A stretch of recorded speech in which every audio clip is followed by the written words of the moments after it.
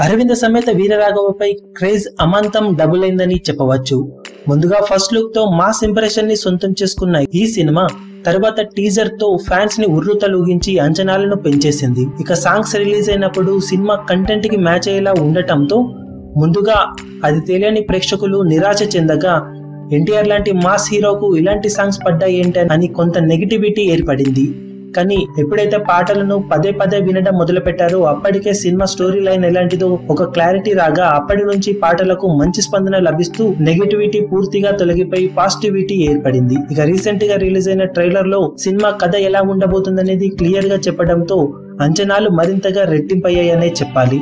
ప్రస్తుతానికి యూనిట్ వర్గాల నుంచి సినిమా కోసం వేసిన ప్రతి అడుగు అన్ని వర్గాలను ఆకట్టుకునే విధంగా ఉండటంతో సినిమాపై ఉన్న అంచనాలు మరింతగా పెరిగిపోయాయి.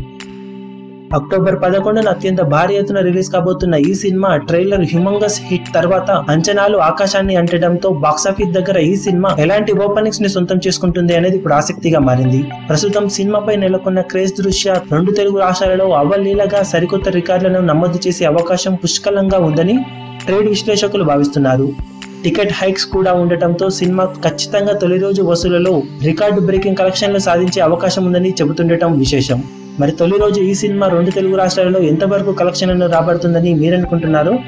ఇనీషియల్ ప్రిడిక్షన్ ని కింద కమెంట్ సెక్షన్ లో చెప్పండి. మా లెక్క ప్రకారం అవలీలగా సినిమా 25 కోట్ల రేంజ్ లో కలెక్షన్లను సాధించే అవకాశం ఉంది. మీ అభిమాన హీరోలకు సంబంధించిన లేటెస్ట్ అప్డేట్స్ కోసం మా ఛానల్ ని సబ్స్క్రైబ్ చేసుకోండి. ఏ చిన్న అప్డేట్ ని మిస్ అవ్వకూడదు అనుకుంటే బెల్ ఐకాన్ ని ప్రెస్ చేయండి. లైక్, షేర్, కమెంట్ చేయడం మర్చిపోకండి.